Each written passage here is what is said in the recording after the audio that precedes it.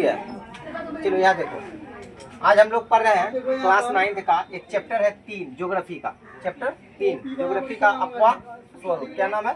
अपवाह स्वरूप। यानी कि आपका ये चैप्टर का दूसरा टॉपिक आप लोग यहाँ पढ़ रहे हैं।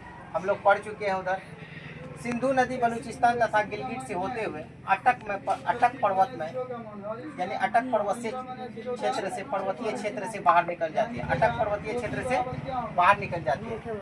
यहाँ मिठानकोट पाकिस्तान के समीप सतलुज, व्यास, रावी, चिनाब तथा झेलम नदियों सिंधु से मिल जाती है। यह नदी दक्षिण पश्चिम की ओर प्रवाहित होकर कराची से पूर्व मैदान का निर्माण करते हुए अरब सागर में गिरती है। सिंधु नदी की लंबाई लगभग 2900 किलोमीटर है। इस नदी के 1/3 प्रवाह क्षेत्र भारत, जम्मू कश्मीर, हिमाचल प्रदेश एवं पंजाब और शेष पाकिस्तान में स्थित है। अब देखो गंगा नदी। इस नदी की मुख्य धारा भागीरथी की उत्पत्ति हिमालय स्थित गंगोत्री हिमानी के गोमुख से हुआ है। गोमुख से हुआ है, यानी कि इस नदी का मुख्य धारा जो है वो भागीरथी की उत्पत्ति हिमालय स्थित गंगोत्री हिमानी के गोमुख से हुआ है। अलकनंदा उत्तराखंड में भागीरथी से देवप्रयाग में मिल जाती है। यानी कि अलकनंदा उत्तराखंड में है और भागीरथी नदी से कहाँ पे आके मिलती है? तो देवप्रयाग में मिलती है। और देवप्रयाग से जो नदी बहती है उसी को गंगा के नाम से जाना जाता है। ये नदी गंगा के नाम से प्रवाहित होती है।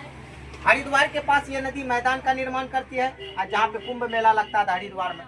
इस नदी की लंबाई 2525 किलोमीटर है। यानी गंगा नदी की लंबाई कितनी है बाबू? 2525 किलोमीटर है, जो देश के लगभग उत्तराखंड, यूपी, बिहार एवं पश्चिम बंगाल होते हुए फरक्का होते हुए बांग्लादेश में प्रवेश कर जाती है। यानी कि बांग्लादेश में प्रवेश करने से पहले फरक्का में होता है, फरक्का से उसके बाद बांग्लादेश में। पश्चिम बंगाल से फरक्का, फरक्का से पहले तो ये उत्तराखंड, उसके बाद यूपी, फिर बिहार में घुसता है, बिहार के बाद पश्चिम बंगाल जाता है, पश्चिम बंगाल के बाद फरक्का, फरक्का के बाद बांग्लादेश होते हुए कहाँ प्रवेश कर जाती है? बांग्लादेश में। यानी पश्चिम बंगाल होते हुए बांग्लादेश में प्रवेश कर जाती है। बांग्लादेश में गंगा नदी को पद्मा के नाम से जाना जाता है। यानी कि बांग्लादेश में गंगा नदी को किस नाम से जाना जाता है? पद्मा के नाम से जाना जाता है। हुगली नदी भारत में गंगा की मुख्य शाखा है। हुगली नदी भारत में, यानी गंगा की मुख्य शाखा है। गंगा की मुख्य शाखा भारत में हुगली नदी है। क्या? हुगली नदी।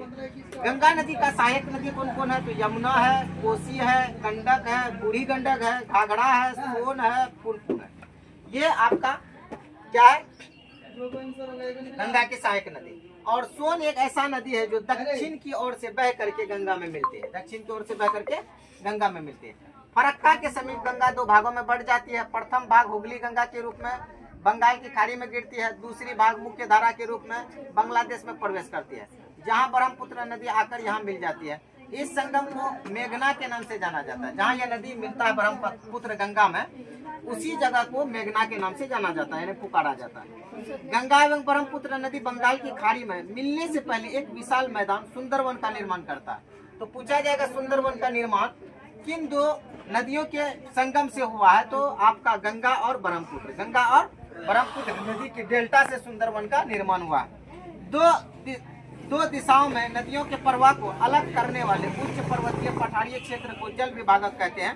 जल विभाजक कहते हैं। 2 दिशाओं में नदियों के प्रवाह को अलग करने वाले उच्च पर्वतीय पठारीय जल विभाजक कहते हैं। जल विभाजक कहते हैं। सिंधु एवं गंगा नदी के मध्य अरावली उच्च भूमि जल विभाजक का एक उदाहरण है। यानी अरावली उच्च भूमि जल विभाजक का क्या है? एक उदाहरण है। अरावली नगर एवं सिंधु के जल विभाजक पर बसा हुआ है। अरावली नगर गंगा एवं सिंधु के जल विभाजक पर बसा हुआ। अरावली से सुंदरवन तक की लंबाई 1800 किलोमीटर है। अरावली से सुंदरवन तक की लंबाई 1800 किलोमीटर है। 1 मीटर 6 किलोमीटर की दर से सुंदरवन की तरफ घटता जाता है। यानी कि 1 मीटर 6 किलोमीटर की दर से ऐसे ऐसे घटते जाएगा, ऐसे ऐसे। ठीक है, इधर चौड़ा